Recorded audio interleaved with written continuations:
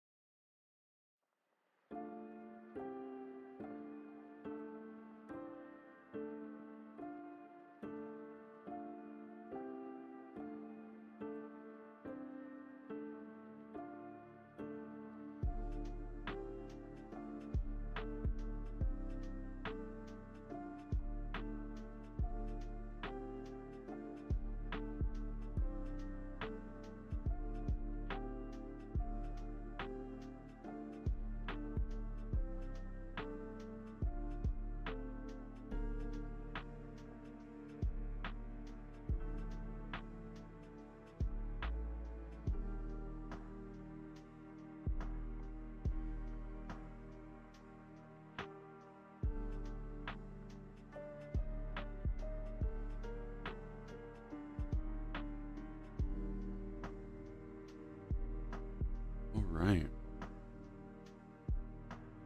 We got everything set up here. Just gotta change out the wet palettes parchment paper. No. Dropped my lid for the paint.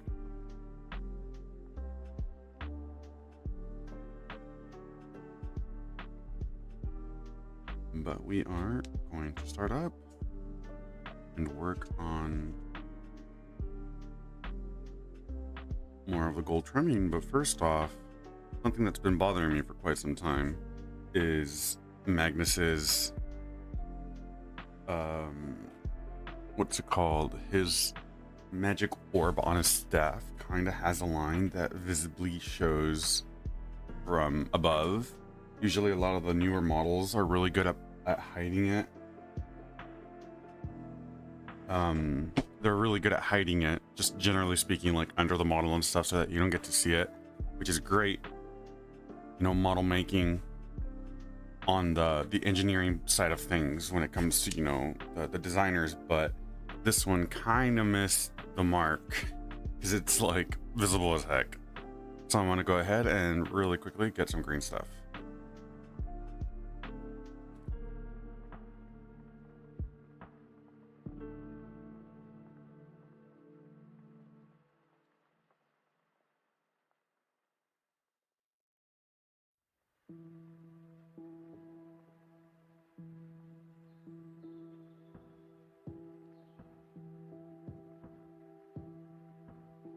I've had the green stuff sitting here for quite some time, so who knows how it's doing. Hello, good morning. Hey, what's crackalackin'? Not much, just getting in the hours. Let me open up your stream real quick. Heck yeah. Sorry, it's because I was so I'm playing WoW right now. What? I'm playing WoW, Warcraft. Oh wow. Yeah. So I was in the middle of something. What is that? Let's see here. World of Warcraft. Never played it. The art style has always seemed a little off to me. If you haven't played it, don't play it. You're good. You are missing out on absolutely nothing. Hey, okay. I've heard nothing but a lot of complaining from like the new peeps that I've met. It's because there's a lot of baggage. this game, there's a lot of baggage. and even though this expansion is obviously you're gonna hear this a lot, but this expansion is better than the previous one. This one actually adds things that makes it better than what it was previously. It's like, okay, it's less of a slog. The carrot on the stick isn't you don't have to chase it anymore as hard as before. It's still there, and I hope they change that. But as it was before, you're good. Let's see. Last time I was having a long late night conversation stream with Astral Claw. You know who that is? Yeah. And man, his internet was just eating it. Nah, dude, I saw you were on like till like 12. What happened? I stayed up till actually almost 3 in the morning. Jesus. No, dude, it's just like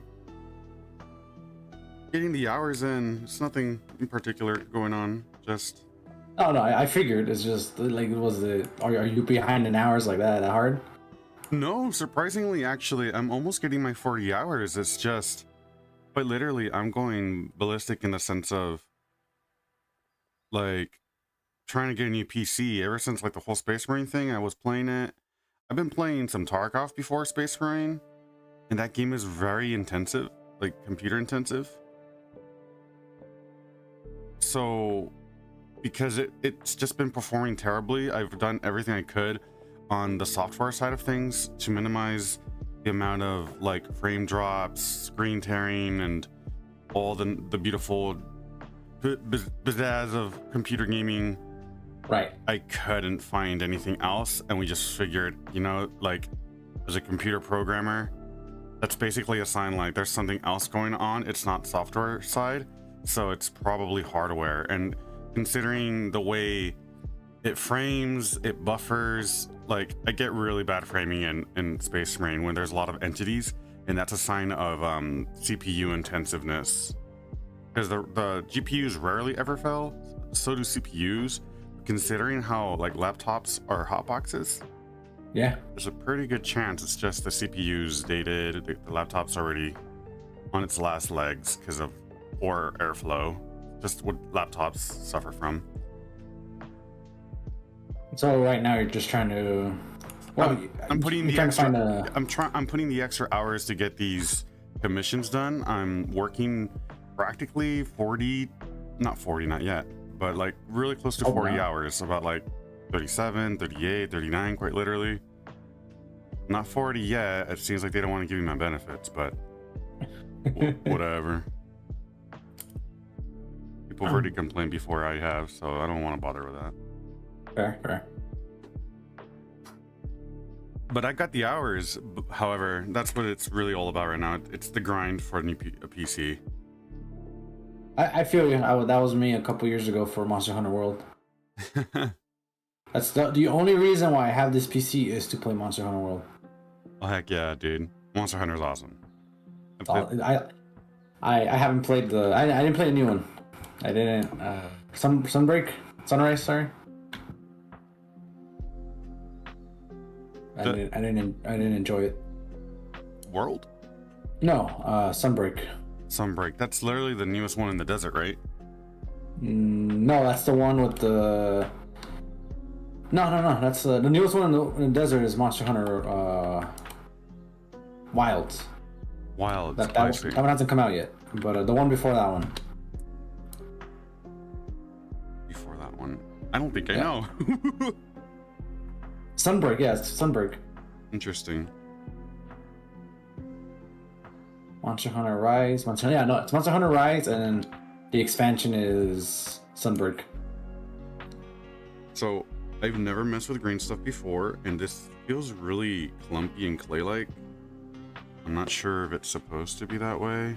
Yes, give it like 5 minutes. Wait, is that the green stuff right there, or? Yeah, this is old though. It feels like it's like dried already.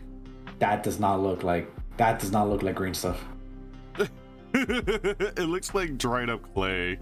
I have green stuff. I could give you some if you want. Oh, I kind of need it like right now.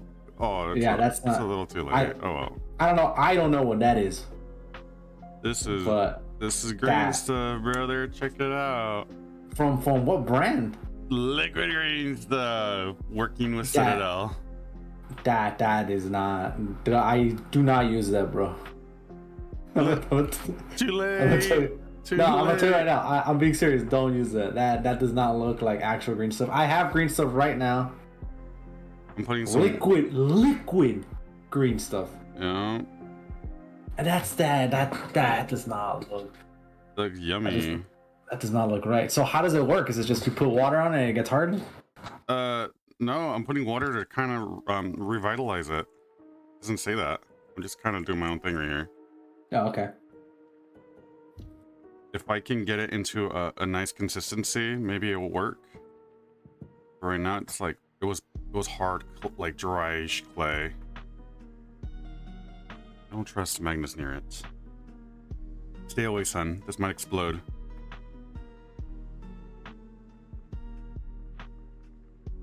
They're having 50-cent wings at Applebee's. 50-cent wings. Yeah. Did I tell you the experience at Buffalo Wild Wings? No. So one time, some of the guys at the local shop that we go with, we had gone to Buffalo. They had their whole like $20 eat like all you can eat wings. If you finish the tray, you know, like you get free ones. Okay. But the trick was you have to finish the tray. Yeah. And they were the worst, driest wings I've ever had. Oh no. They were so freaking dry, dude. It was practically just hard breading that was like recooked multiple times. So it was like as hard as a rock. Freaking one of the dudes, Avocado actually, more precisely, since that's what he goes by on here. He got full with just the first tray and he was pissed because, you know, like $20 for just like a few wings and fries. Like you don't get the value's worth until you're like on your third plate. Yeah, that's how it do be. And he couldn't even finish the first. Like he barely finished. I like B-dubs. Yes. I like Buffalo, but I've never had a bad experience with Buffalo Wild Wings so far. Everyone else has that I know of. They're like, yeah, this thing tastes terrible. They gave me my wings with like a feather on it or something weird like that. They gave you part of the chicken. Yeah, they gave you part of chicken. It's like it's got a feather on it. It's like it's a doobie. Doobie. Oh, this looks terrible, man. I'm telling you, bro, don't use it. Yeah, you're better off just waiting for me to give you some. How much do you need, actually? Not much at all, honestly.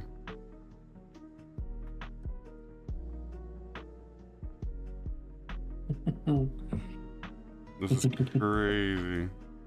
Well, that's money down the drain that I never will recuperate from. Well, how much did you? Well, when did you buy this? First off. That's the funny part. I got it on Amazon. How long ago? Years. That's your answer. That was.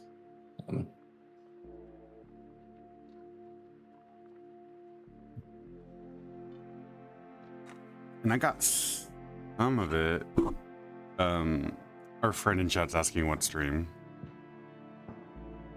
Do they not know the links I'm sending? Can you guys not see the links? No, I can see the link. Second doubting myself here because I'm like, should be there.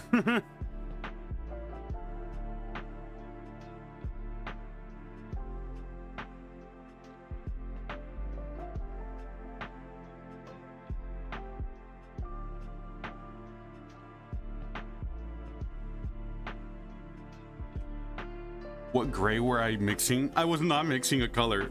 Oh no. Hey, dude, I'm telling you, it's not a. It wasn't good. A color.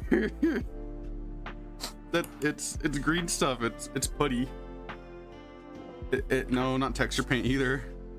It's green stuff. You know what? I already went ball sack. I'm gonna just finish it. Fuck it. I'll just sand it down a little bit. It's green stuff world. You use it to cover up seams so that it's kind of like smoothed out. And right now that's kind of what I'm working on. So on this orb right here, if I look up closer and it focuses, you can see the seam right there. Look, there you go. You can see the seam, and That just doesn't look very right when it's supposed to be like a perfectly smooth sphere. Yeah. And all you have to do is just like press in the putty into the seam, and you kind of just sand it later on till it's smooth. There's this plastic sealant from Japan that kind of burns the plastic together.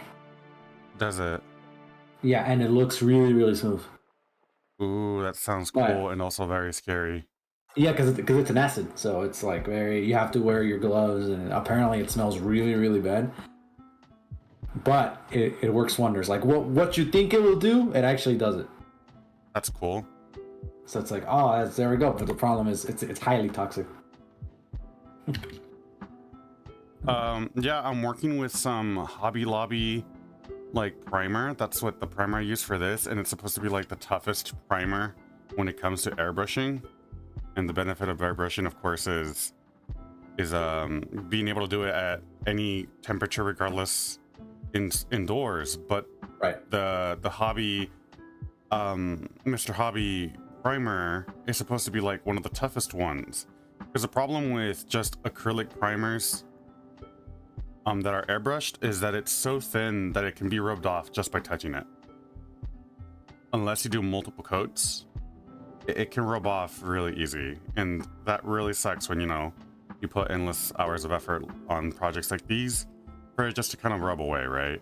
So that happened to me, and yeah, and it sucks because it's a lot of work. You don't want it just thrown down the drain. And I got tired of that. I was like, you know what, like I'm tired of handling my models like they're some like delicate glass toys. I want a little bit of an oomph to them.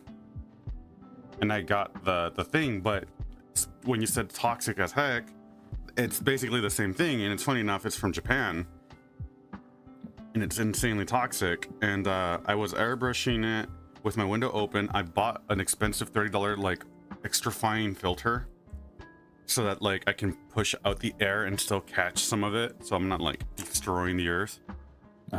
And nah, dude, that thing smelled nasty as hell. It smelled like pescado.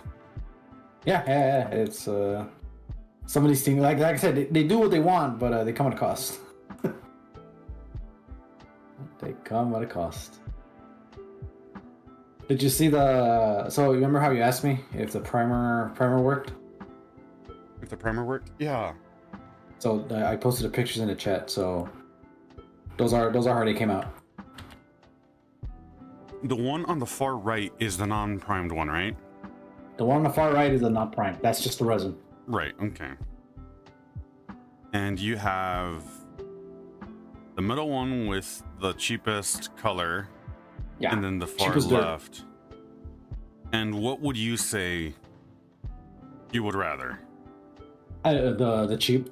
Really? So it's not. Yeah, it doesn't seem far off from the traditional primer. From the one on the far right or the far left, sorry? Far left, yeah. Usually that's the one that was the most readily available before the middle one came out. It's because that one's just dark. You see how dark it is? Right. But like in terms of texture, did you lose detail? Do you feel? Have you tried scratching it off just a little to see its durability? Actually, well, let me try it. Let me try that actually. Let's see. So I'm going to scratch. Where's a good flat surface here? Right there. I'm gonna scratch. Okay. So that one came off. What if I scratch same area with the other one? Well, okay. Well, they both seem to come off rather easily. For the generic, and then for the cheapest. For the cheapest gray primer, the paint comes off rather easily with my fingernail. Like I just give it a scratch and it comes off easily. The cheap one. The cheap one. For the other gray one, the darker one, the same thing happens. However, I have there's more grit to it. It's more gritty. That's not a bad thing for painting, because it holds the paint easier. That's the cool thing about it, where it holds the paint, which makes sense. It's like, okay, so this one, So I would have an easier time painting over the dark gray one, but I like how standardized the middle one is, where it's like that is just standard gray. Mm. That is your standard gray color, in my opinion. I will probably go with the non-cheap gray one, or the darker one, only because the other one took, even though the can said 2 hours, it only really took like 20 minutes for both sides to dry. Well, the cheap one, that's actually pretty impressive. Which is it's okay. That's cool, but I'm used to spraying this on and then 15 seconds later we're good. You know? Yeah, that's actually a nice perk. So that's what I'm used to, and even the dark gray one still had to take like it's good 2 minutes for it to dry. Right. You mean 2 hours? No. For the dark gray, that one was rather quick. Interesting. So I'll go with that. But if only there was a lighter color of it, that'd be perfect. You know, we work with what we get. Exactly. I might still use the other one for like big things that just need to be grayed on, like terrain. Like right. I would gladly use that for a quick terrain primer and then paint over it and then not have to worry. Also, I just remembered Hivestorm released this morning, like about an hour ago. That it did. I wonder how it's doing. I heard rumors that they're expecting Massive sellouts. not only massive sellout, but they're expecting Scaventide numbers. No. They're no longer going for Leviathan numbers when it came to like the box selling, because that's what they were expecting for Scaventide, and in their eyes they underperformed. It underperformed. Huh. Yeah, Scaventide, the box. Yeah. Underperformed. Dude, they kind of just always remind me of like movie expectations. They're like, oh yeah, the movie flopped, even though like it did just fine. Like it's like Disney, like they're complaining about it while Borderlands over here is legitimately dying. It's like, you have no right to say you're fucking losing out on this when these poor guys over here are clearly losing everything because of their crappy movie. It's a matter of perspective, but it's also expectation. You know, we put this much money in here, we expect to make this much in return. Right, and I think that's fair. Like, especially like with, say, us, right? We make our product, and let's just say no one buys it, or it doesn't sell, or you work really hard for streaming and no one shows up. But yeah, it's unfortunate, but you know, we keep going because that's not. Yeah. At the end of the day, it's just us. Whereas for them, they have entire companies. Yeah, precisely. Which is why I feel like they have less of a reason to complain necessarily. I see it both ways. But I'm also in the camp of, you guys are setting the bar a little bit too high, especially in today's market. But I do appreciate the fact that this is.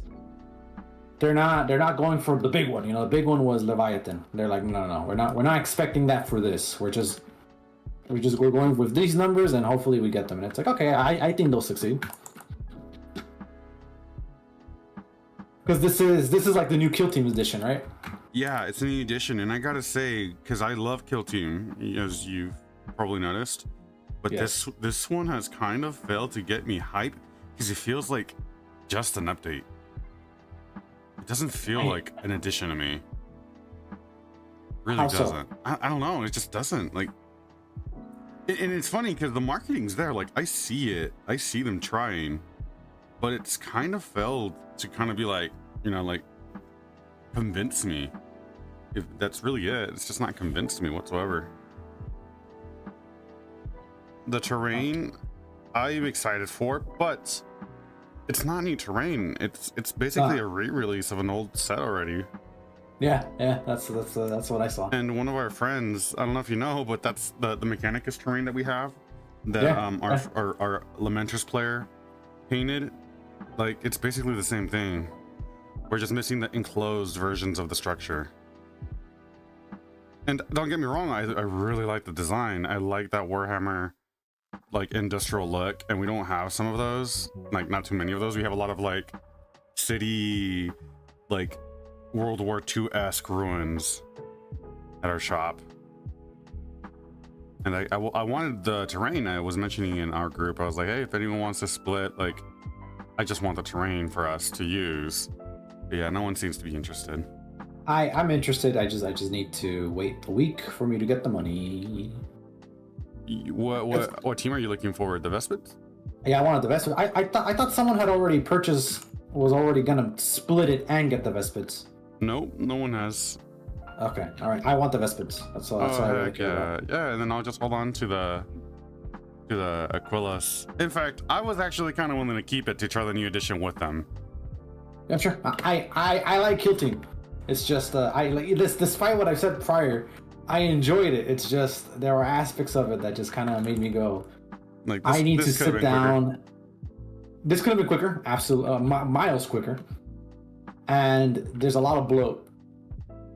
But I feel like part of that is just me not like because I just jumped into it without having a lot of practice with the game. So I feel like that is very true. And you did suffer from it. You lost a lot of games.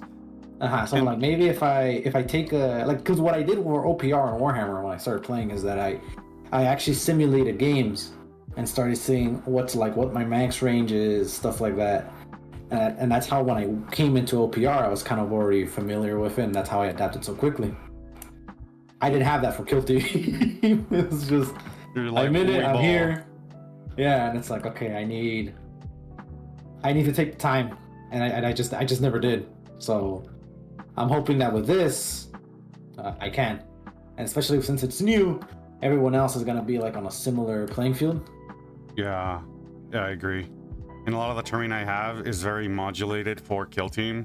So it would be a little silly of me to like essentially say, nah, I'm not going to do Kill Team anymore. Because I think it's still one of my favorite game modes. Because one of the biggest things is because you're closer to like the board, you get to see so much more detail, and you kind of get to give more love to your individual models. Yeah. For me, it's the artistic side of it too. That's what I liked about you taking your Thousand Suns. Yeah. Is that you could see, but at the same time, I was kind of like, bro, these things look way too good for you to put them on the tabletop. I'm kind of worried. It has. You should do a tutorial on how you did the capes. That alone, I don't know how you did that. Damn, you're right. More food for content, right? Yeah, no, exactly. Because I look at that and I'm like, that is. I would not expect that in like a casual store. To see that in a casual store. Because then I was like, what? Like, and especially since you did it with a brush, right? Yep. Yeah, exactly. It's like, what is this? What heresy is this? Yeah, it's like, what the hell did you do? You see, I talked to Zinch a little, and my homie hit me up. Clearly, you did. He was like, "Here, I'll teach you the ways. Just you owe me your soul." I was like, "I already sold my soul a long time ago. Either way, good luck finding it."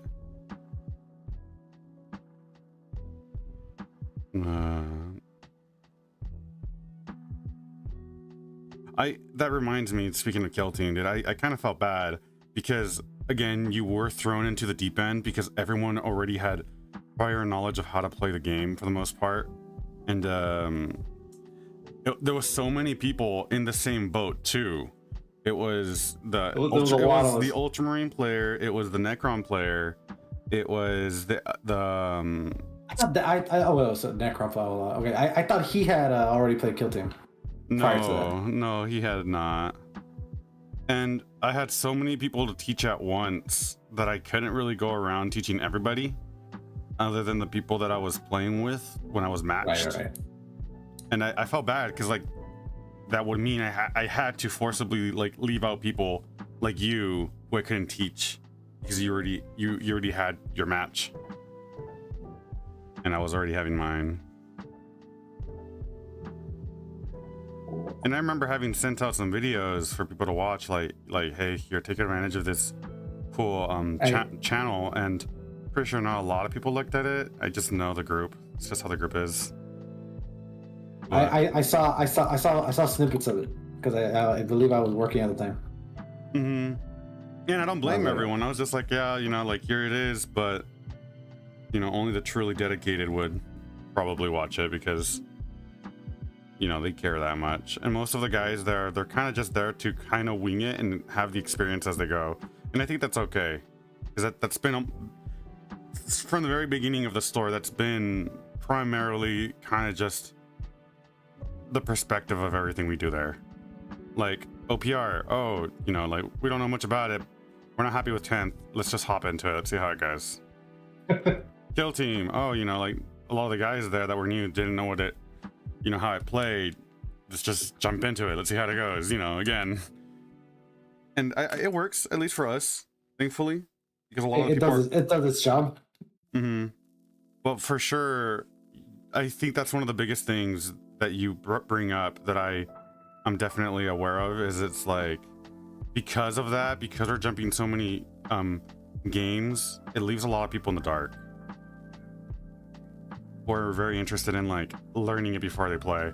And a prime example is the guy that plays Necrons, other than the Death Guard player. I'm not sure if you know who I'm talking about. I do. What about him? The one with the German Shepherd picture. Yeah, like what about him? that guy got hella frustrated because we were like jumping games. We're on regiments. I was playing Battletech with the Lamenters player, and he's like, dude, how many freaking games do I have to learn to play with you guys?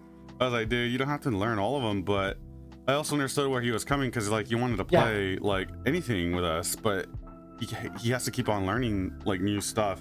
And I felt bad about it, because I was like, yeah, that's true. Like, for a new person, was he the one that I played, that I taught him how to play OPR?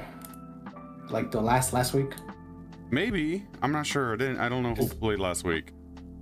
Last week. This wasn't like, because last someone, week where we played on the beach. That was last week. That was last week's game. Really? That was? Yeah, that was last week's. And then the week prior, it was just me and someone else, and that was it. Was he like awfully slow? No, he was actually pretty fast, because he had played 10th edition. He told me he had played. Oh, then that's not him. Okay, someone else then. All right. Because he did not play much of anything. All right, never mind then. No name drops, by the way. Use our online. That's why I'm being careful. I'm just going with they and like them, because I'm being real careful about that. I'm trying to see what I can do here. You're not from here. Oh, okay, he redacted his message. Thank you, man. I appreciate it. But yes, it is him. He goes by Nega. Let's crack like him. As a negative. I go by Knight. You can just call me Knight. Or Joyous. Either way.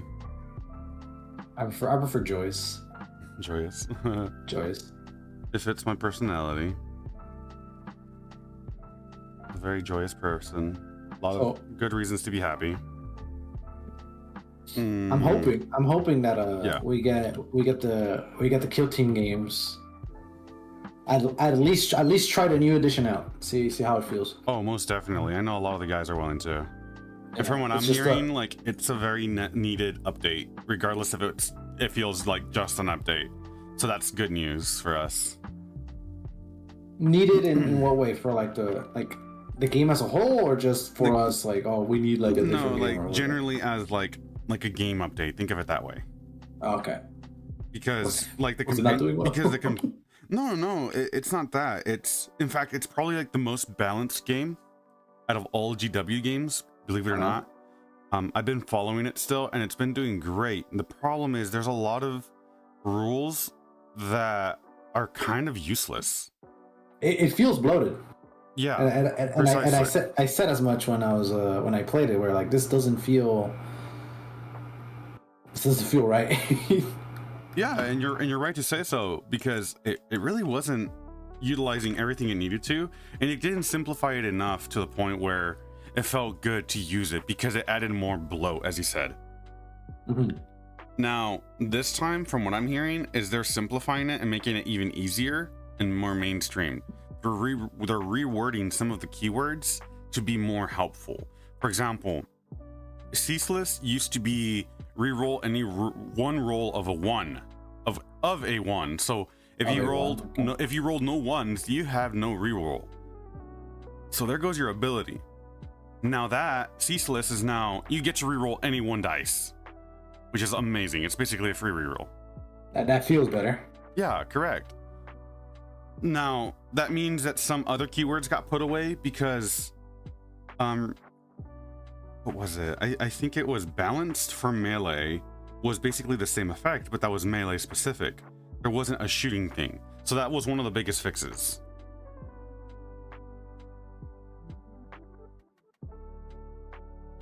Okay, interesting. And how does that? So what does that exactly do then? Like, what's the difference there? Okay, well the difference is it buffs certain keywords that were totally useless. Like ceaseless or fusillade. Fusillade is one of the biggest ones, because if you're shooting, essentially what it would say is you're able to mix and match the dice that you have, and you can separate them. You can split them to target two different targets. If they're squishy enough targets, you know, you're capable of maybe killing it, like Tyranids, Tyranid Hormigons and Termagants.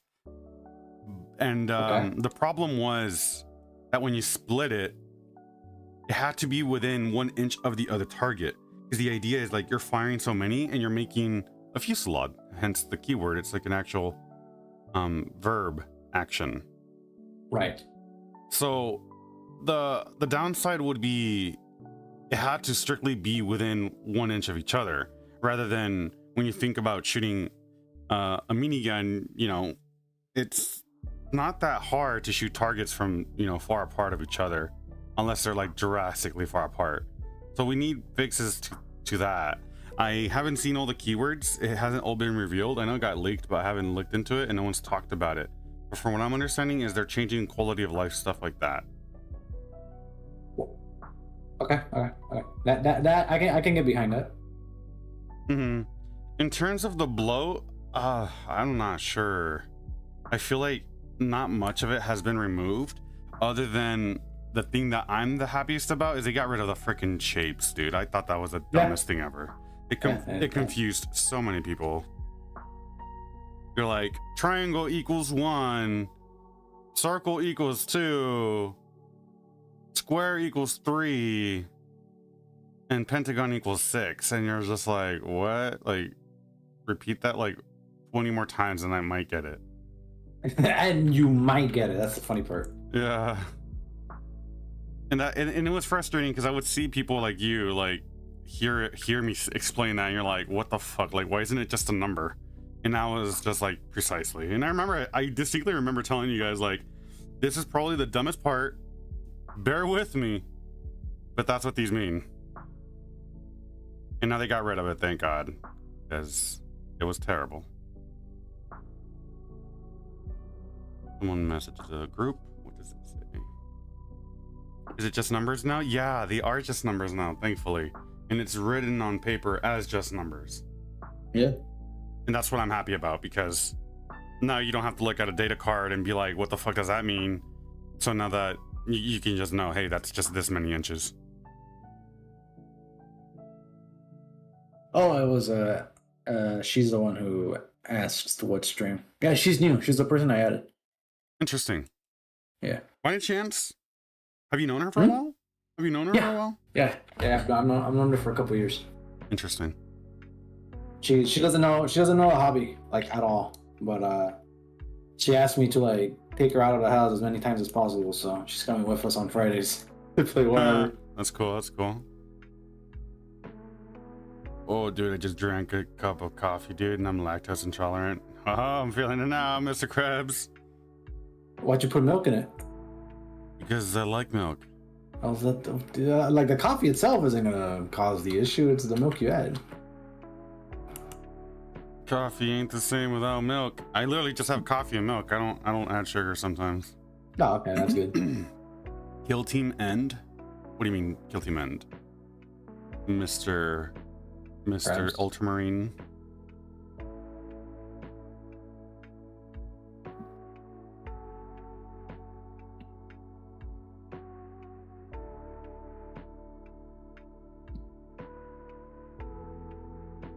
They're also nerfing like certain set faction keywords, like the Harlequins had fly, and that was insanely powerful because they just ignored all the terrain.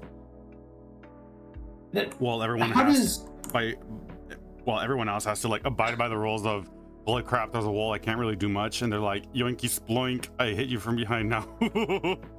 That's one thing that I noticed, like with this kill team box, is that they can all for the most part fly around. So how does? Yeah, so they nerfed it. It costs you every time you go over something a certain set amount of inches.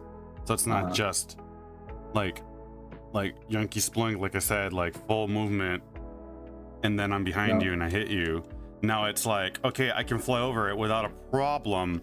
Now it's gonna cost me this many more inches, so I don't get to fly as far. Yeah, okay, that makes sense. It's more of a jump. It's like a jump effect more than a like avoid all problems.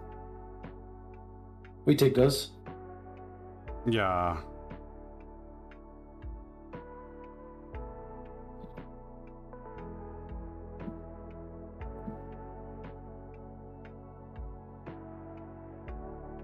I'm hoping they fix a lot of the melee in the game, because as of like last edition, melee was cool. It was effective if the character was strong enough, but if it wasn't, it felt like most melee armies, like teams, kind of suffered from it. For example, like my Kriegsman, there was no real legitimate reason to ever want to go into melee, and as a Kriegsman, that is heresy.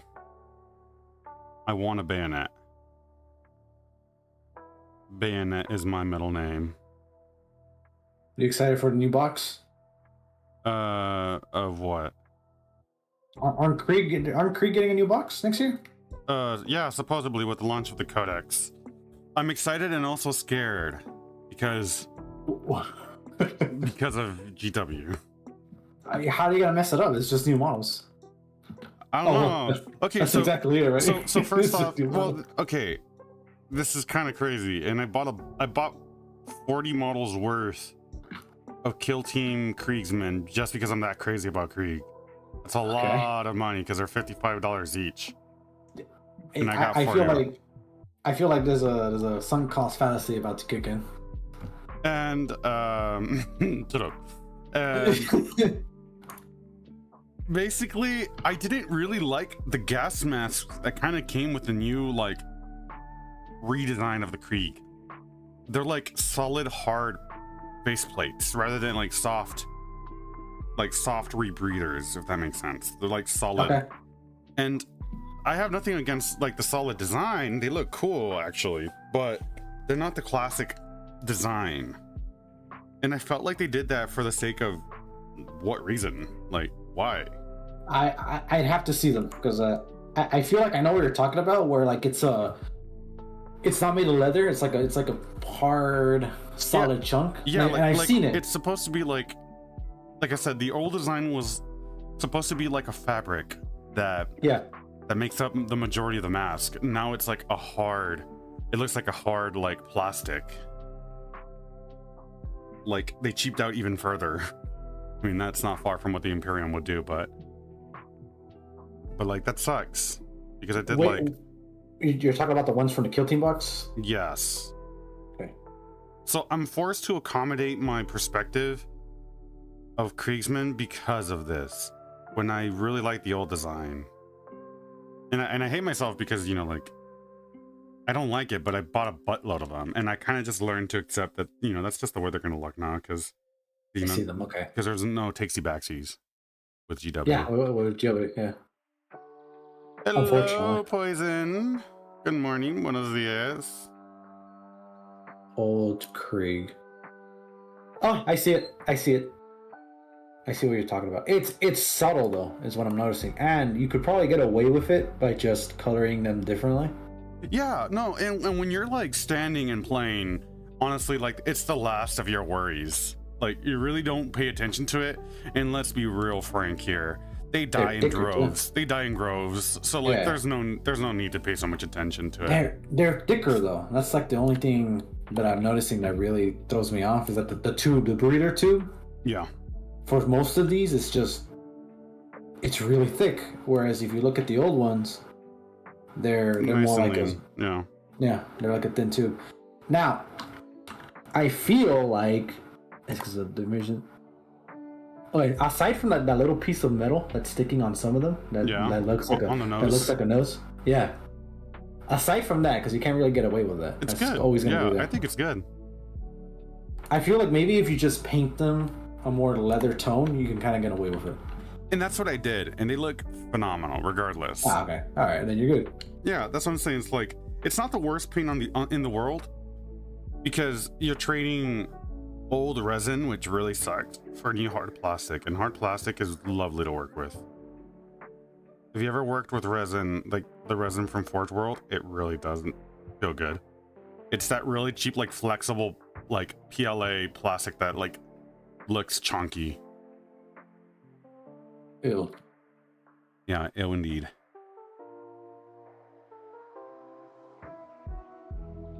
And then yeah, we got Magnus here. Check him out. Doing that real good. He's got his gold bedaz.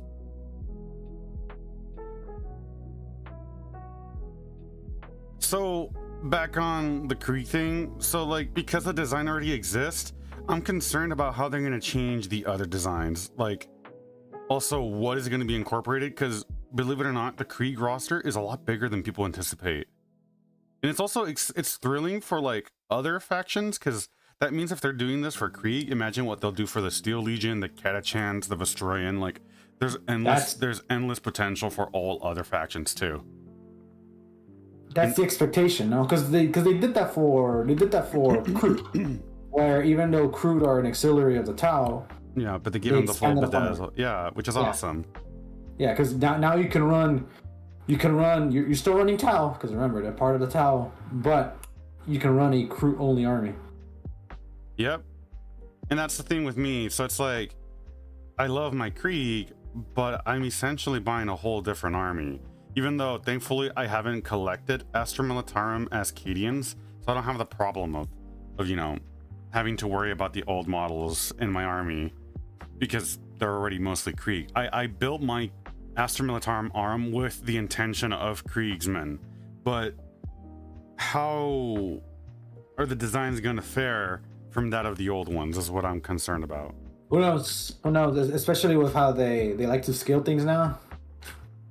Yeah, it's an unknown. But for the most part, when it comes to range refreshes, they do look better. They do, regardless. They do. So it's like that you can kind of look forward to it.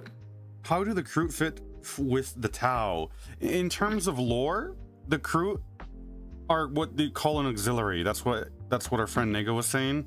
He is referring to basically a sub faction that is souped into the main faction that serves as a different purpose that the main army cannot usually do. And that being, Tau are terrible in melee. They have no good melee in terms of their traditional, you know, tech warriors. They're all about the high technology, the shoot them from a distance, snipe them with heavy armor-piercing firepower. Kroot serve as the meat shield, quite literally, the meat shield. They get in the way, they make sure that the enemy doesn't shoot the high-powered guys in the back, and they basically provide a distraction. They're distraction units. But people love the design so much that if you wanted to now, and it's a thing, you can basically run an army full of just meat shields. And it still works. It does its job surprisingly well. And my hope is that they keep doing that for other armies. Yeah, like give you options to play the way you want to play.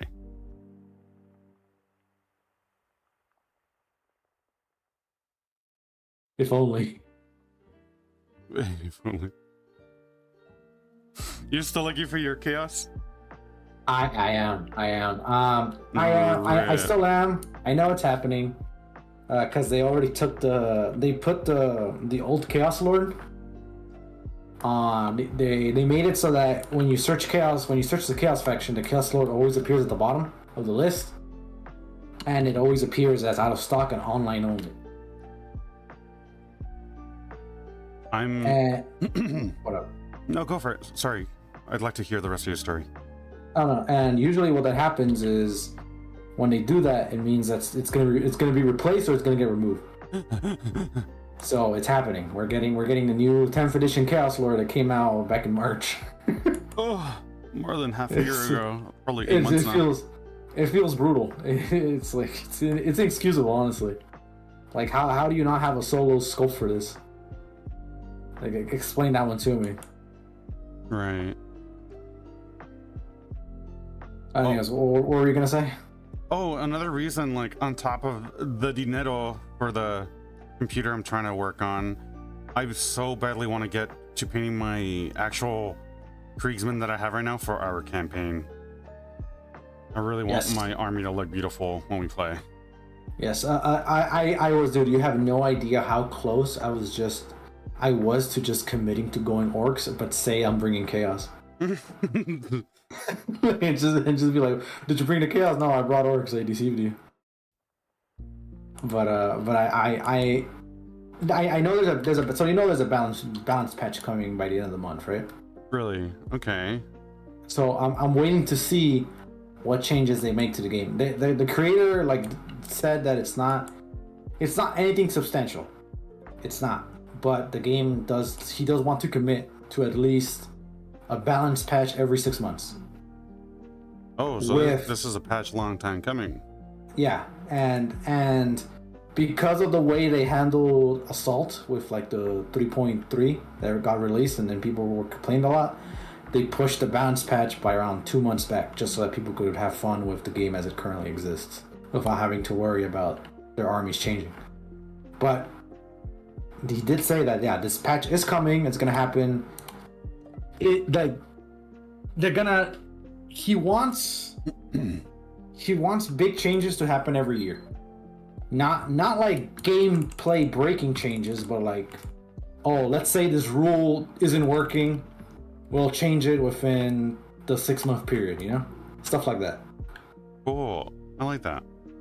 And that's and this is what we're supposed to be getting this coming month. We're supposed to get that big change, but that next year or starting next year, some big changes are coming. Like some in terms of not only armies but in terms of rules as well. Like new armies are getting new models, armies are getting new units, some armies are getting new models, and some armies are changing altogether. Wow, that's intense. And his argument for that is that some armies just aren't. They're not. So I don't know if you. So do you see his streams at the end of every month? No, I do not. Okay. So he does a stream every month at the end to like talk about like, so how's OPR doing this month? What did it release? And he announces like his new models and everything. Right. He did say that the army balance only really occurs when they start working on the models. Oh, I think you did mention that. Yeah. And this poses a problem where some armies just, when they were initially designed for 3.0, they were kind of an afterthought. Oh. And that doesn't really fit well, which is why he's committing to these 6-month patches where every 6 months we're going to grab the data and we're going to be like, okay, this is what needs changing, this is what we're going to do. Right. Okay. That's nice to hear, though. And that his big one is going to be the one within a year. That's the one that's like, we're committing to this one. So a year from now, your army might look different in terms of what you're going to take. Like action, and I don't mean like points wise. I mean like this unit might have different abilities, might have different loadouts. That's really thrilling. And aircraft is getting a complete rework, like the keyword. Nice. Yeah, because they're like aircraft isn't working as it currently exists, so we're changing it. Yeah, that's really cool for some of our friends, like our Atomic player who has the Da Vinci copter. He really loves the design, but in every form of the game, including 10th edition and OPR, it just doesn't work. It's so sad. He dunked like $100 on it with excitement, and then it's like, yeah, this thing's unplayable. well, aircrafts aren't unplayable in regular 10th edition. They just don't work. It just don't work. Huh.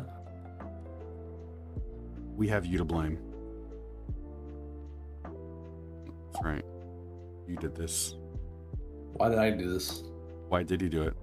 I don't know. Let's see. I believe weren't Orc Bombers too broken in 9th edition? I don't know, actually. I don't know anything about 9th because I played it a few times and I was like, yeah, this sucks. I'm not gonna really even pay attention to it. Is it the same thing happening in the 10th edition? No, at least I'm coming back to see the changes, and I'm still playing it because of a friend of mine, two friends of mine. It's the one that left to Los Angeles, and Yes, and the other one, the Tau player that I did the commission for. They still play it, and I gotta say, when I play it, it doesn't feel bad, dude. It really doesn't. I think it's starting to self adhese itself together. okay, that's good. But That's good. I gotta say, one thing that I got used to that I'm already spoiled now, and I think it's a benefit, is OPR is still quicker. And I'm sorry to like 40k players, but their games just last too long, dude. I just disconnected from one. Oh, you didn't get to hear anything? No, I did. I heard you. It's just I think I got kicked from the game. So it's because there's this movement speed bug where if the game detects that you're moving too quickly and normal, it kicks you out. And this is to prevent like hacking and whatnot. Right. But I play a demon hunter, and we tend to move pretty fast. So after a quick dash, if you mount really quickly and you fly off, this can cause like some issues where the game thinks that you're like abusing something, and it immediately kicks you. That's funny. So right now, I still want to go chaos, but I need to see the balance patch because I have a perfect lineup of what I want my models to take. And if this balance patch interrupts the lineup, I don't want to commit to the models just yet. So I need to see. If not, I might have to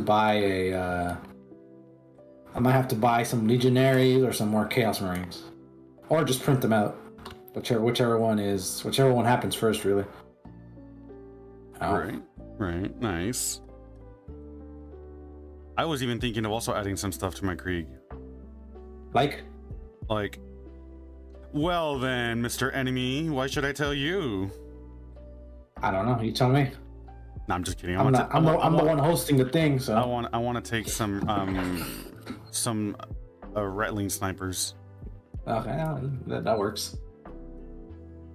So when it came to like my chaos army, the whole so I want you guys to like tell me like what is your goal, like as a faction or as a deployment or like whatever your thing is, like what's your goal here? Because the idea is that every single faction there received a signal from like this one planet, so you're all here to investigate what it was about. But you also have, that's a primary goal. But then the secondary goal, I want it to be whatever you guys like want it to be. Just tell me beforehand so I can kind of write it into the story. So for my chaos guys, my leader wants to ascend the demon princehood. So he needs to, gain the favor of the 4 chaos gods.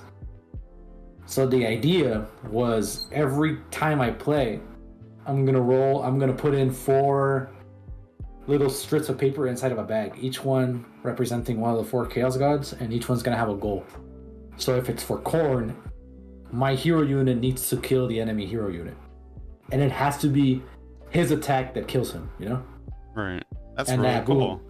That gives me the favor of Khorne. For Slanesh is I need to control all objective markers by the end of the game. Oh, that's hard. Because that seems a bit excessive. So it's like, perfect, fits well within the theme of excess. And then I can't really think up of one for Nurgle and Tzeentch, but I'll come up with something. Try to fart mid-game. What? Try to fart a real wet one mid-game. Mid-game. Oh, God. no. That's painful. That'd be so painful. And then when I get all 4, I replace my hero unit with a demon prince. Damn, that sounds really cool. And then, but that's like that's the secondary objective where it's like, this is unrelated to the campaign. This is just for like my army. That's like, this is an extra level of roleplay that I'm throwing in there just for the hells. My story is I was told to bring death upon my enemies, and I will gladly do so. And you will gladly do so. So, I'm gonna send you a picture right now. Yeah. Of all the stuff that so I'm getting ready for the campaign, and I've already printed a lot, and I mean a lot of barriers. And so here they are.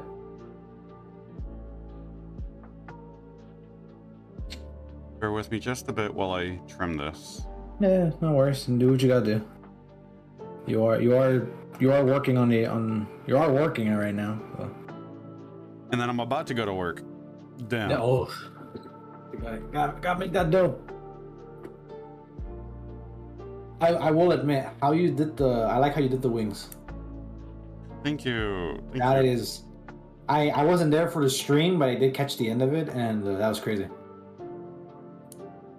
Those wings looked insane. Oh. There you go.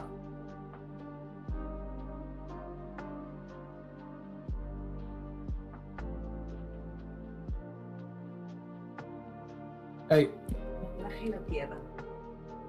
What is that?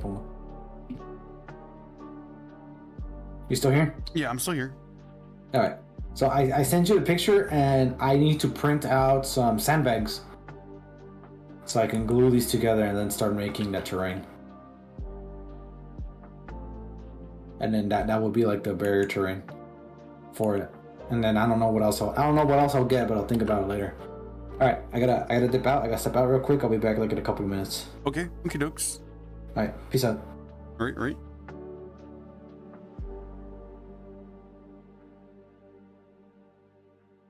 So much trimming, so much trimming. This alone is going to take a while. So, hello everybody. Good morning. Buenos dias. It is about to be noon and will no longer be morning.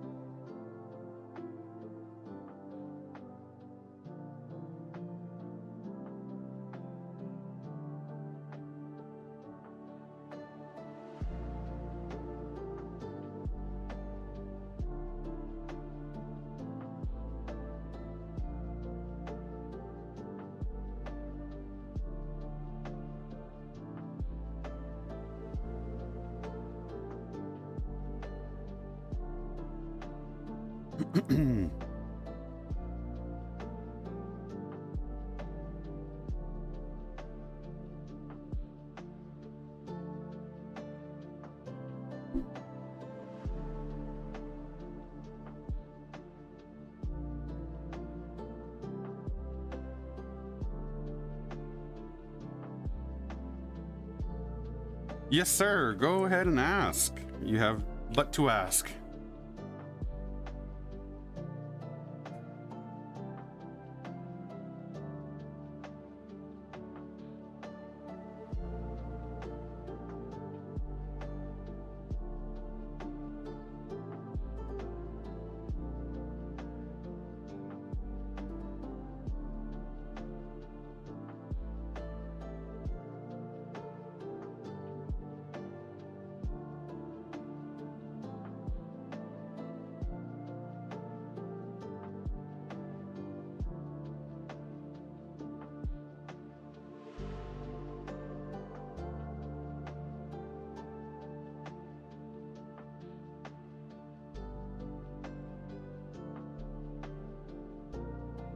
OPR, one-page rules. I spruced up some tactical marines into breaches, but there is no equivalent of it to OPR. Yes, that is one of the downsides I think about OPR is it's not necessarily 40k, even though it is a rage quit of 40k. That's what people call the game, as in like people were upset with how 40k was turning out, and they moved over to OPR. And a lot of the stuff got essentially rules and a glow up for OPR. Like you said, there's tactical marines, but there's no breachers, right? So it's a little disheartening because that means you can't really use everything as the way it's intended to in 40k because they don't have rules for it necessarily. However, there is an official calculator. There's an official calculator that allows you to make your own custom units. And you can legally bring the units inside the game. And you can call it whatever you want. Of course, the only downside is you're the only one that's going to be able to use it. But considering we're such a tight-knit community and we are welcoming of all sorts of, you know, personal projects, ideas, you are more than welcome to make your own rules for it using the calculator, because the calculator is designed to make universal creations of your own that work with the balance of the game. And you can call it literally breachers and say, hey, these are my guys. They get like the shield equivalent. They save, you know, better. And that way you can use the model and not feel like, you know, it's disingenuous of what they really are. Yeah, there's like a one-page rule calculator, unit calculator. And you'd be surprised, like, people make entire armies using the calculator and play with it. And like I said, it's self-balanced. Like, you're not making it entirely by yourself. Like, you're not just saying, oh, like, my guy's the ultimate badass of the universe, I'm gonna make him freaking Dragon Ball Z levels OP. Like, it's still, there's still parameters that your list or your custom unit's gonna follow with pre-made stuff. Like, you can't just make up, hey, my guy has like a 3+ feel no pain. That's not even a thing in the game. Like, the most you get is regeneration, which is a 5+ feel no pain. And you can add that to a character, and that's supposed to resemble like, hey, my guy is tougher than most. But then, because you put the keyword regeneration, it's going to cost a little more. If you take it away, it's going to be a little cheaper. That's how it balances itself out.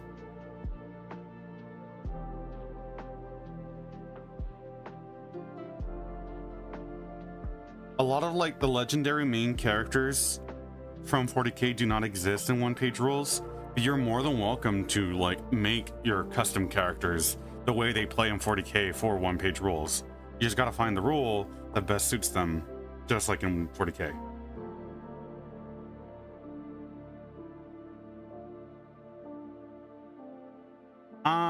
If I'm correct, I think they have a Patreon that talks about it, but it's been a while since I've even looked into it.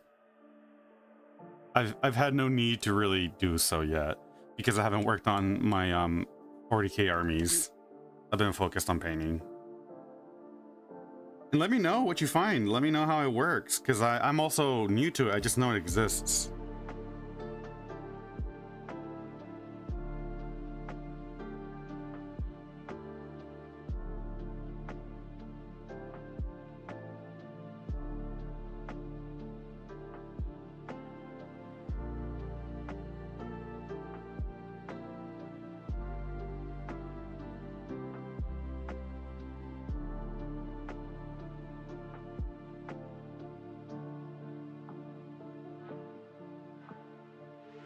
Bum, bum, bum, bum, bum, bum, bum, bum, bum, bum.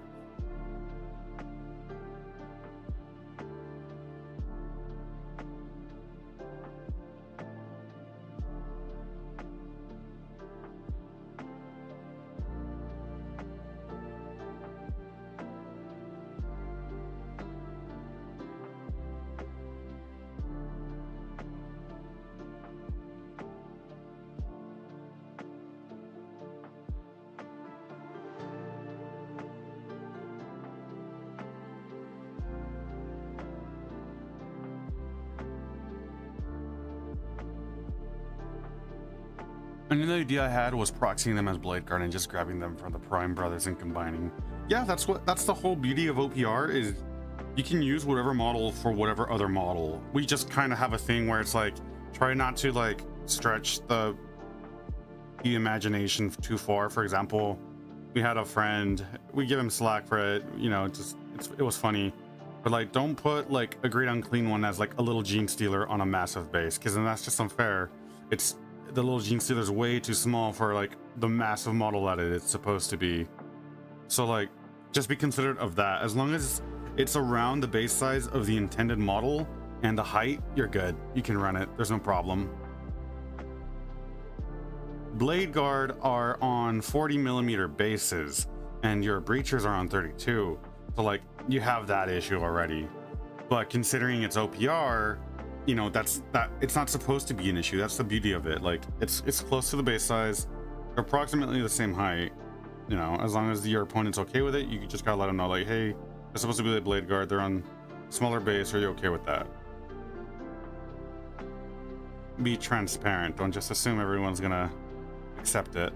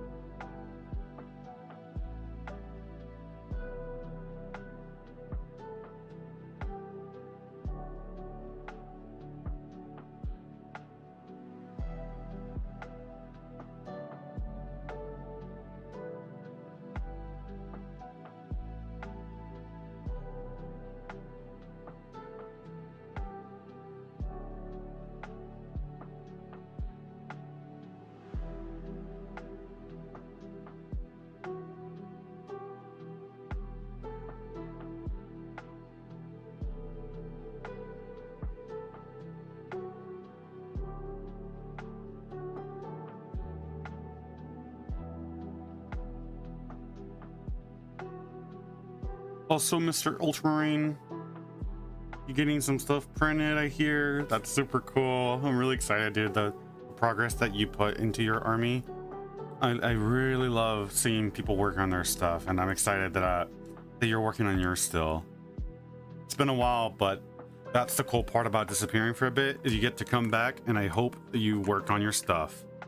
And I get to see that fruition. That is like the most exciting thing.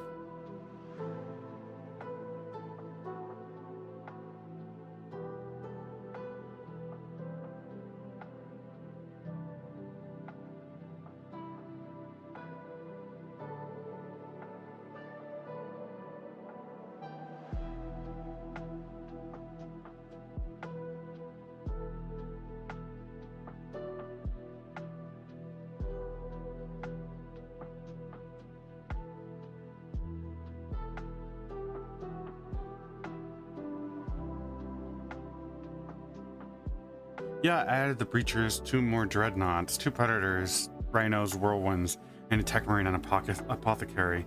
Yo, that is a lot of dudes that you've added. That is so cool. That's neato. I want to add to my freaking guardsmen. Oh, you're making me want to add some more. I haven't been able to play, but I love adding to the army and painting. Yeah, dude, that is my personal favorite part of the hobby. Like, it's the social and artistic side of it all. When I see other people join, it is so thrilling. The gaming is just the fun part of it. Like, it's just the ad factor of it all. It's not necessarily my focus playing the game. You want to grab some Cadians? Them Cadian boys. Get another Astra Militarum guy in here. Join, brother. Join. We already have the other Krieg player. More for the Imperium. Hi. Hello. It's nice to hear from you, man. We were just talking about you yesterday. We were like, I hope he's doing all right. And here you are. Hello.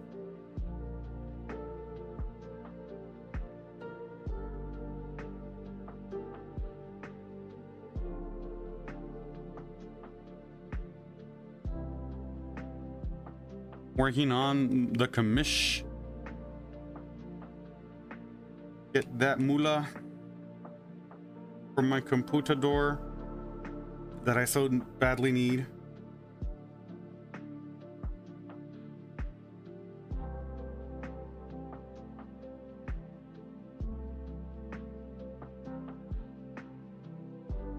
Was going to go last night, looking good.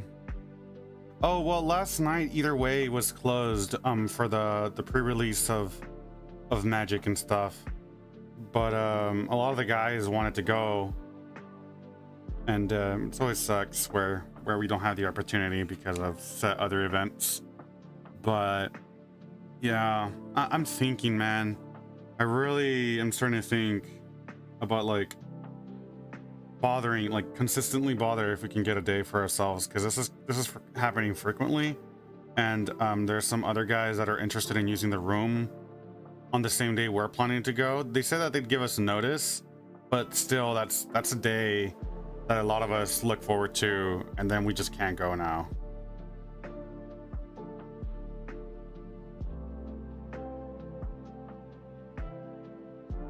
Stop by today.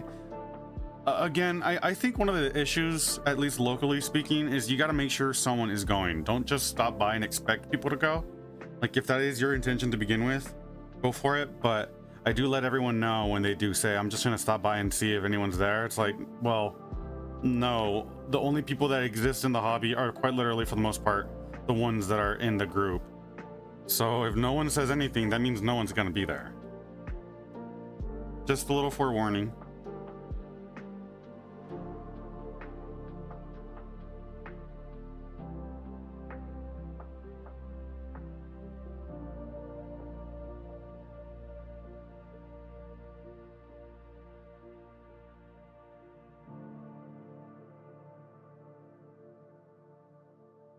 And it doesn't seem like anyone's as interested. And don't be the person that says like, damn, no one's gonna go, so I'm not gonna go. Ask. Always ask, guys. Make sure you're like clear, like, hey, I want to go, because then you might inspire someone to be like, yeah, like, I didn't think anyone wanted to go, so I'll go. Ask. Make sure to ask. Don't be shy. We all know each other.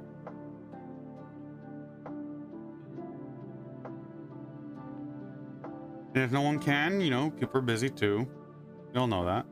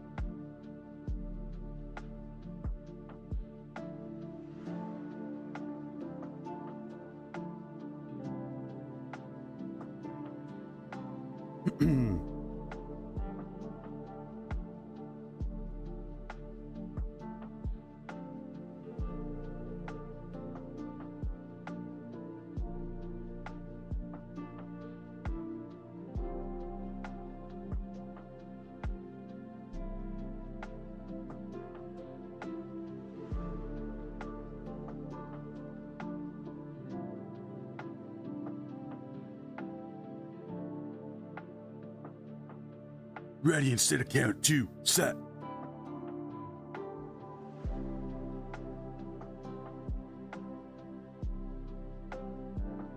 Just point and we go.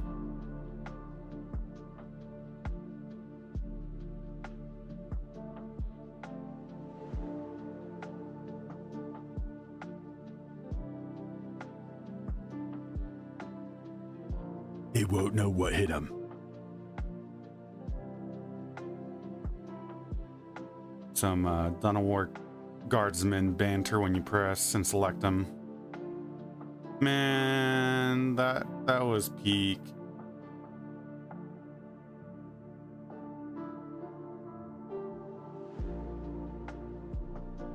We gotta bring some LAN parties. We should probably do a LAN party at the shop. That'd be so cool. Let's bring our PCs. Doesn't have to be very strong. It is an old game, It doesn't have to be the best computer. It can literally be any little crappy laptop. The crap top, as I say. Play some LAN on a war.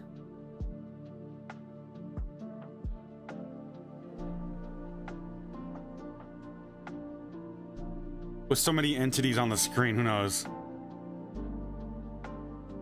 All right, Nega. Thanks for having stopped by, dude. Really appreciate.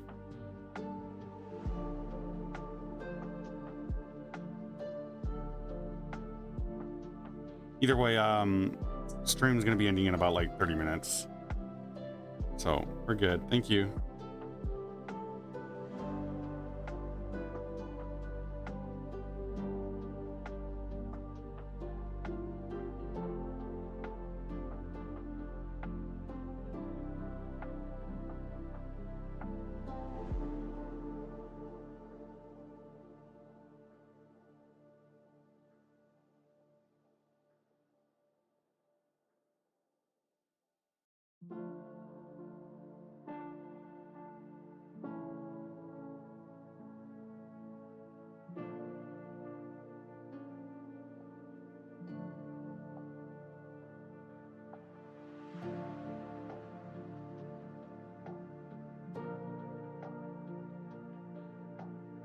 Space Marine!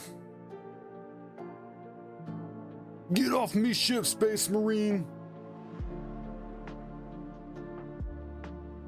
Oh, hey, boss!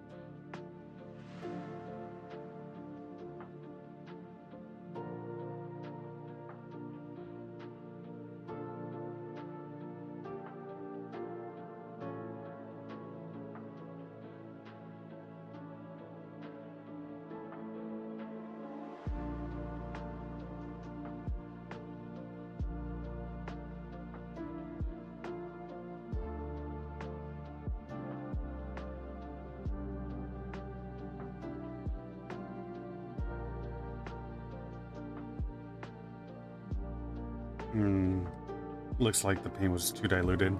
Didn't really tint the gold on the bird heads.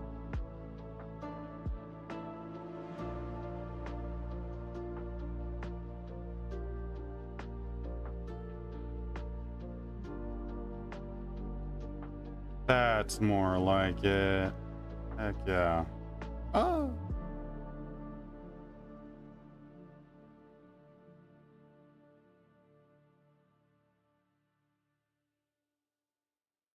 The bird is the word. The better word, bird, bird. Bird is a word, bird, bird. Do you know about the word?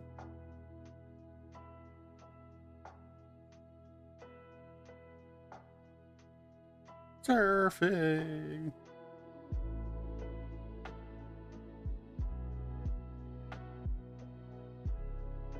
Hey yo, hey yo.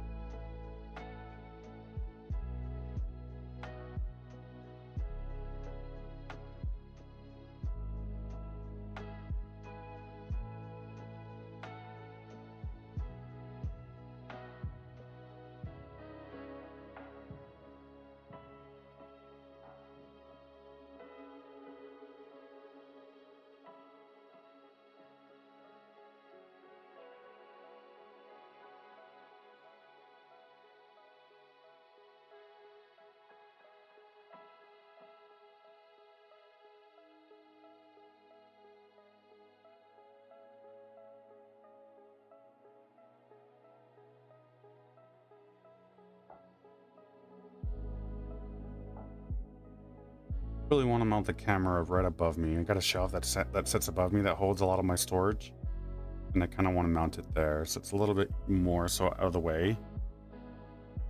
Also want to get a better light because I have 2 lights right now that kind of give the focus on, and it is just insanely tedious to have like objects around that you can kind of whack. Also, when I move the table in any form or way, it vibrates just the slightest, and that's annoying. Like right now I'm hitting my light with my brush because there's no space, and I need the light to be close enough so that I can see what I'm painting. And I gotta admit, a lot of the most important things to consider is the lighting of the model. You don't have good lighting, you don't know what you're painting, and if you don't know how the end result looks, it's not gonna look good.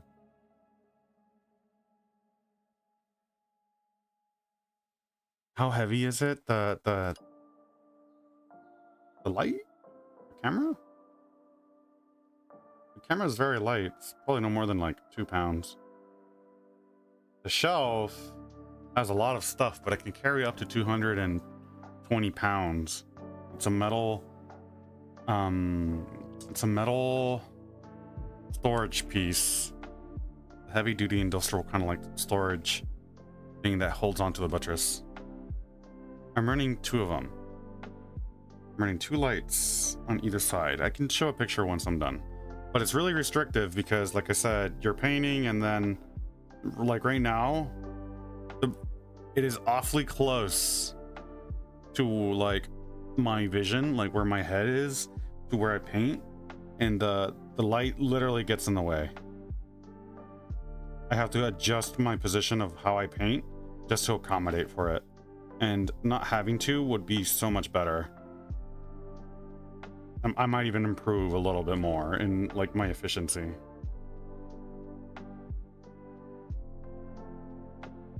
Not by a large margin, but you know, enough for it to matter.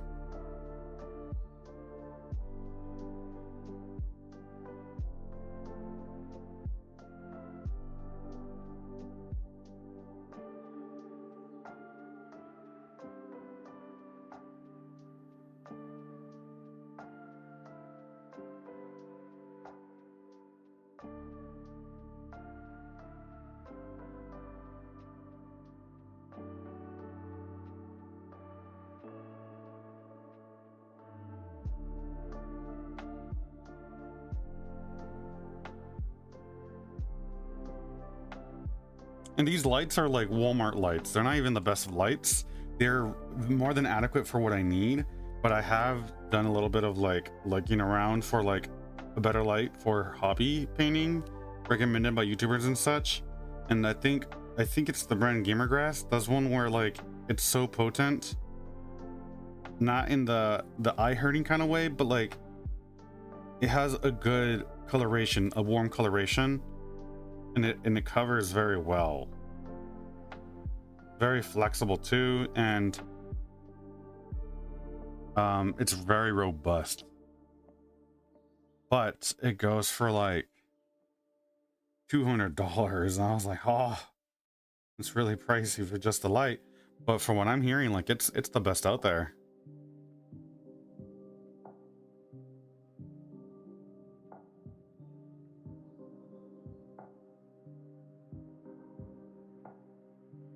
With clamp, yeah, like I have a clamp for it. It's just the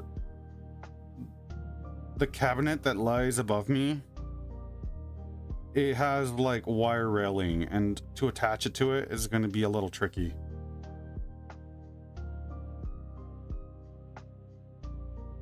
The camera's on an arm right now. That's how it's being held up without me having to hold it.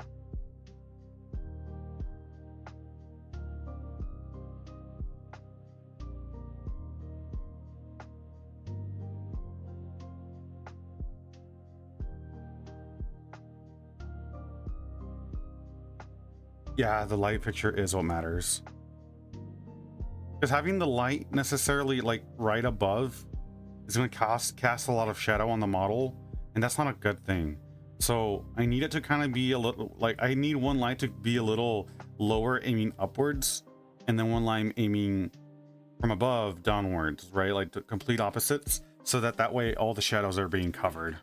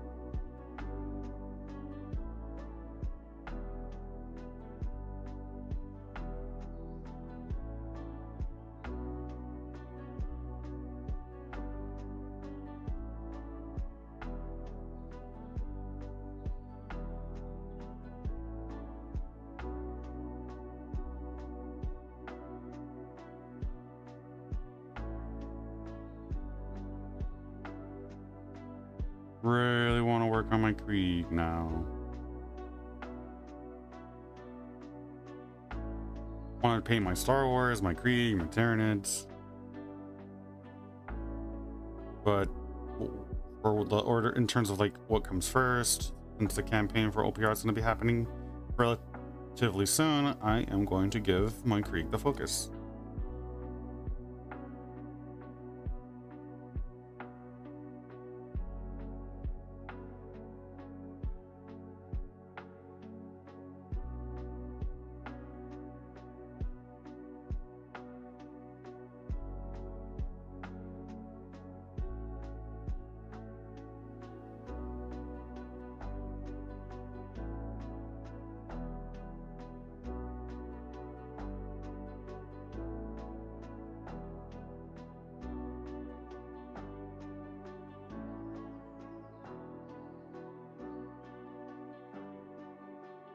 Yeah, think of it that way, but just, you know, with the bigger armies and OPR roles. But yes, think of it that way.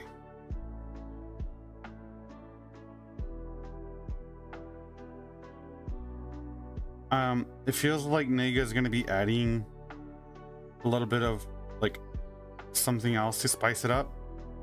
And I like the idea because playing just for the sake of playing and winning can get a little, you know, a little purposeless.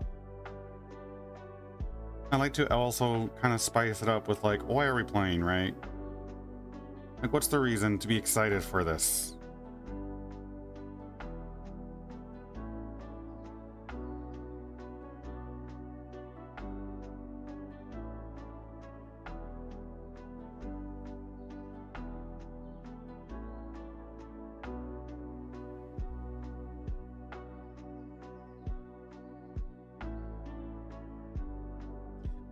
There's no exact date. He did say he wanted to start this about mid-October, so we got about 3-ish weeks to get like a list planned. Now the concept is it's gonna start at 1,000 points. That's gonna be your list, and it has to be force organized, so it has to follow the rules of like no more than 3 of the same unit. But after that, our army's gonna, you know, we're gonna gain points depending if you win or lose. and you can build your roster as we play the campaign, so you're not like stuck with just one list. However, after the first week or the first game with the roster that we pick, that we have to follow Force Organization, after that it's free game. Like, you can bring as many duplicates as you want.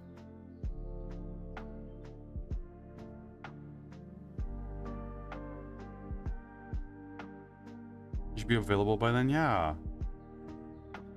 You see, my issue right now is my work schedule has me insanely busy. So like, I can't be there like every day that if they decide to go like specifically a day. Right now my work schedule has me free on Mondays and Tuesdays. I managed to just switch out this Friday. This coming Friday. So I should be able to go this coming week. But from what I'm understanding is that other person that wants to live stream Magic the Gathering is going to take the room. And that's what kind of upsets me. It's like, it's the one day I finally get a free up and the guy wants to take it when we've been there already. And that's why I've been talking a lot about like getting our own place and our own day. Like, getting our own place is the most unlikely because that's just insane amounts of money and work. But like, talking about getting a day for us to specifically go and, you know, attempt to make it there. That way we can maybe even get like the front tables for us. Because doing a campaign like that in the back room, we've tried it so many times with like, you know, 10th edition and stuff. It gets really crowded really fast.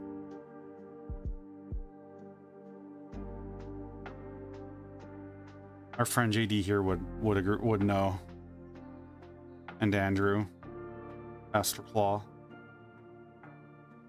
Yeah,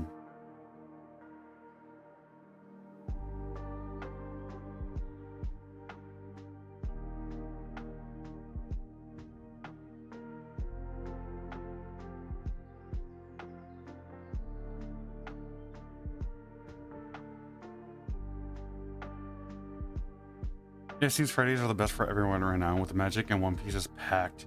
Yeah, it is very packed, which is why I'm saying like it sucks even more that now there's this other third party that wants to use the room for streaming, and they're asking, but no one's opposed to it. And I think the guy is already convinced, like he has the room already.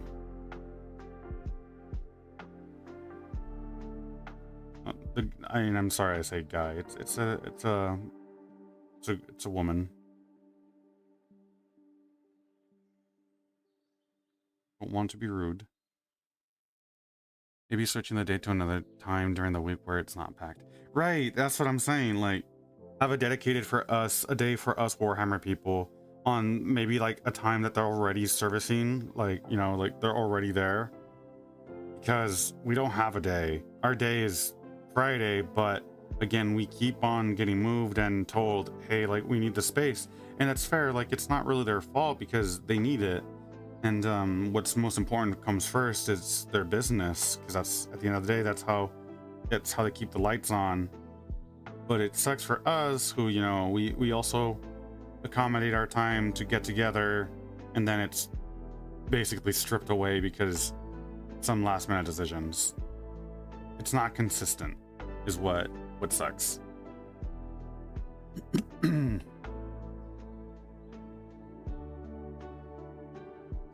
I would like to maybe have Saturdays. I'm gonna be honest, I think Saturdays is another really cool day to kind of do it. Yes, exactly. The store hours on off days are terrible because a lot of the guys want to go like on offset days, but like it closes early as heck, like really early. And like every San Diego place I've gone to, like they close every day at 11. It's crazy. And because they know a lot of people get out of work late in the evening and the games take so long that they have to keep it open for that long so that they can finish their games. Since they're not there to cater for us, you know, like it's hard to do that because they're not open. On Saturday, they close at 6 o'clock in the evening. Every day other than Tuesdays and Wednesdays, they close. I mean, Tuesdays and Fridays they close at 6. Wednesday's the only other day. So it's Monday, Wednesday, and Friday are the only late nights. But Wednesday's only up till 8 o'clock, and that's for the D&D crowd.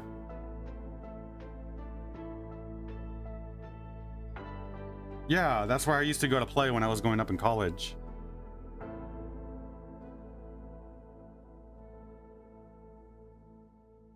And that was awesome, because again, like, people get out of work, and you know, some people like me who are crazy, like, I get out of work and I continue painting, like, I keep on working. Because to me, this is relaxing. Either way, I get to sit down and paint, chat, rest my back a little bit while I sit, and I keep going. So like, for some people, like, that's the same thing. Like, they get out of work and they're looking forward to go play, but we don't have that choice because there's no other like place that can hold so many people and are not willing to stay up that late. I stopped by and just look and buy some supplies. It's really close to where I work. Oh, sick. And that's another thing. Supplies. I've been thinking a lot about, like, maybe putting like a cabinet. Maybe even partner up with the guys that are at the shop so that I can bring in a little bit of revenue for the name of our community. That way we can have some weight to our word and our requests. Because like, if we just straight up ask, hey, can we have Saturdays, can you extend the hours, they're gonna say, at least I would say the same thing, like well, we don't want to necessarily because it's gonna take more of our time and no one comes to buy anything anyways. Because I think that's the issue that I know the Valley has. Like, a lot of people don't come in to just buy like their collectibles. It's mostly like the events and the Magic players that are providing that income. The occasional, like, you know, collectible comic and stuff, like, it just doesn't sell. So they need a rhyme and reason for us to make that kind of request so that they can get a benefit out of it. If they do it at the kindness of their heart, they're gonna get tired, you know. Like, I wouldn't like to do extra for something I'm not necessarily interested for.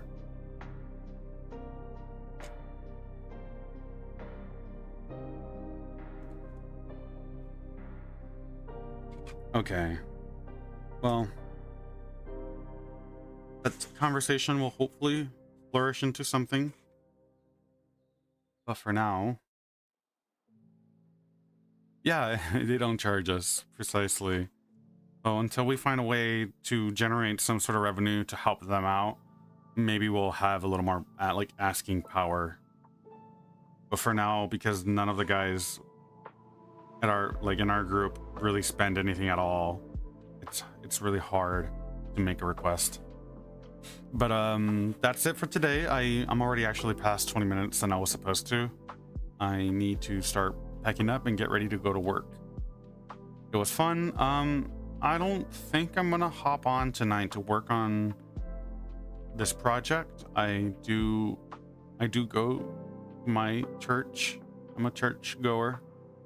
So tomorrow early in the morning, I gotta wake up and do that, and still work in the evening tomorrow. So it's likely I'm gonna work on this tomorrow night. But again, thank you everybody for having joined. I am very thankful again for everyone's support. Magnus will be done, hopefully really soon. I'm hoping within this week. Let the client know. But there we go. Great. Bye-bye.